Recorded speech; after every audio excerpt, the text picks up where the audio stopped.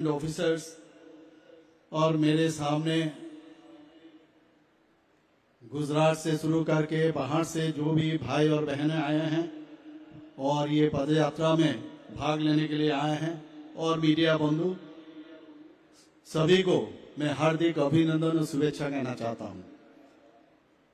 आज के इस कार्यक्रम में उपस्थित सभी को मैं अपनी और त्रिपुरा राज्य के जनता के ओर से हार्दिक शुभकामनाएं और अभिनंदन देता हूं।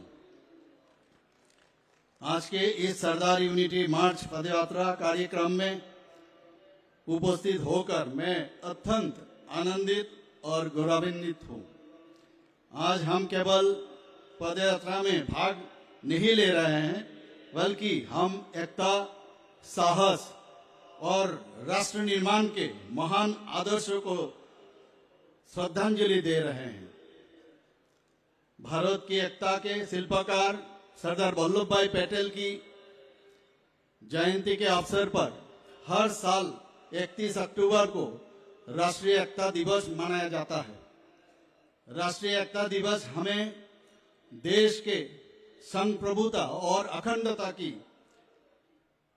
रक्षा में एकता के जो महत्व की याद दिलाता है।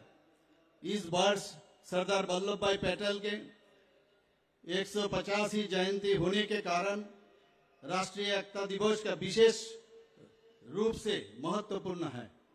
भारत के लौह पुरुष सरदार वल्लभ भाई पटेल के 150वीं जयंती के अवसर पर माय भारत के माध्यम से भारत सरकार के युवा कार्यक्रम और खेल मंत्रालय द्वारा सरदार 150 यूनिटी मार्च उत्सव के हिस्से के रूप में ये पदयात्रा आयोजित किया जा रहा है।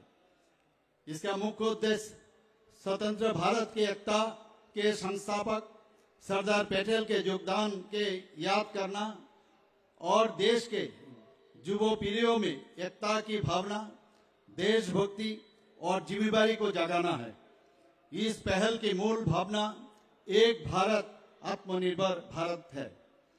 भारत के लौह पुरुष भारत रत्न सरदार वल्लभ भाई पटेल ने अपने असीम दूरदर्शिता, दृढ़ नेतृत्व और देशभक्ति से हमारे स्वतंत्र भारत की नींव रखी थी।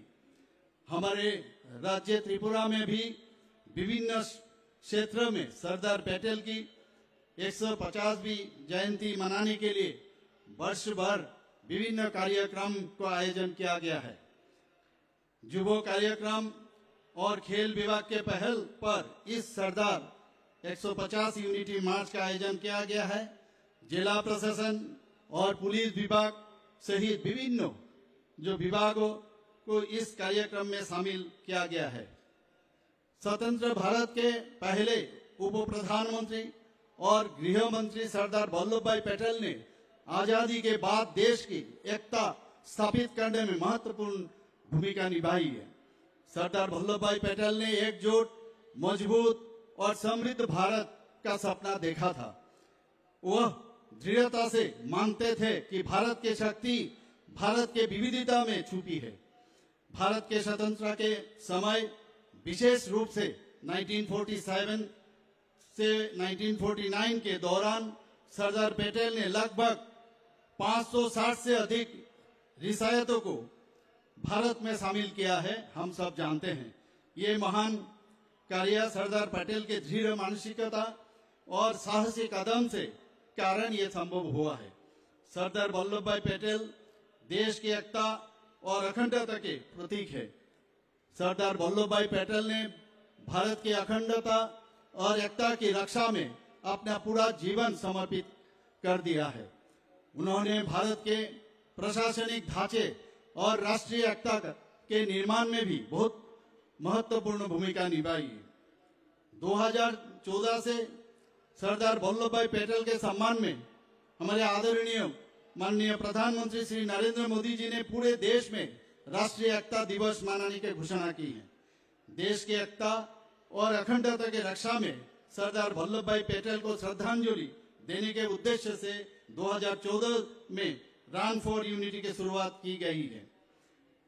एक भारत श्रेष्ठ भारत पहल 31 अक्टूबर 2015 को सरदार वल्लभ भाई पटेल के 140वीं जयंती पर माननीय प्रधानमंत्री श्री नरेंद्र मोदी जी द्वारा घोषित एक महत्वपूर्ण कार्यक्रम है।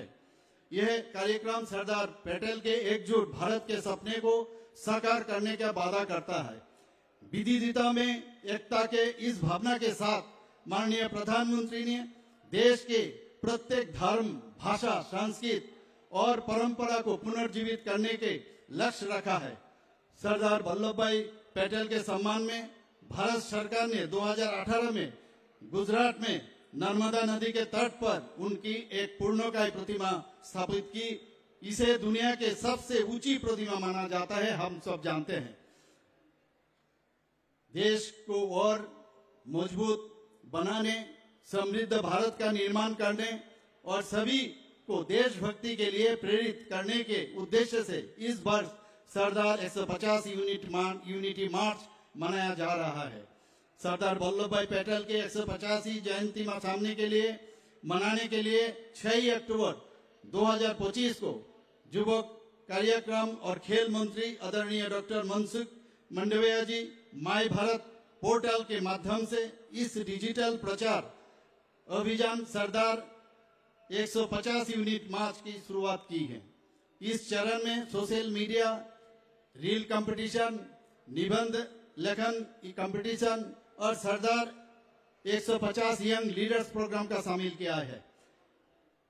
देश के प्रत्येक राज्य के जिला स्तर से लेकर राज्य स्तर के विभिन्न चरणों में कोई प्रकार के कार्यक्रम के पहल की गई है।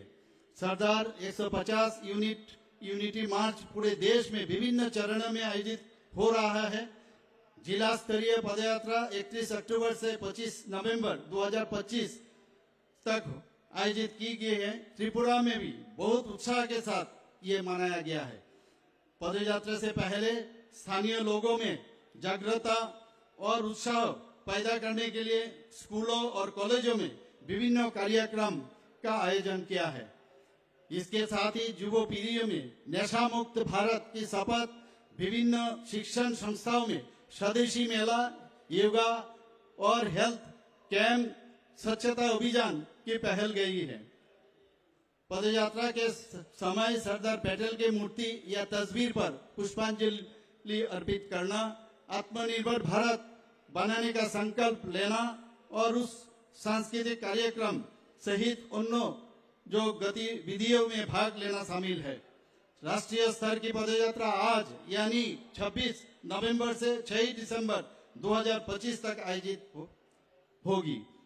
इस कार्यक्रम में हिस्से के रूप में गुजरात के करमसद के कबरिया के स्टेच्यू ऑफ यूनिटी तक 152 किलोमीटर जो लंबी पदयात्रा आयोजित की जा रही है।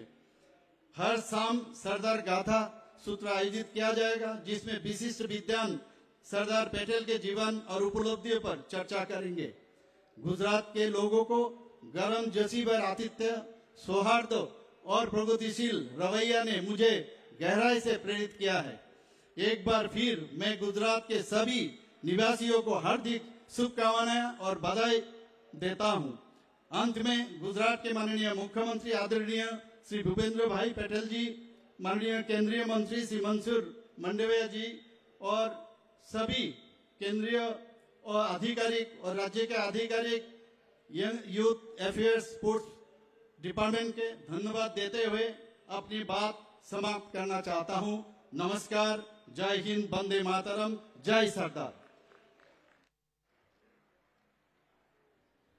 माननीय मुख्यमंत्री महोदय, आपके प्रेरक शब्द और गरिमामय उपस्थिति के लिए आपका भी हार्दिक धन्यवाद।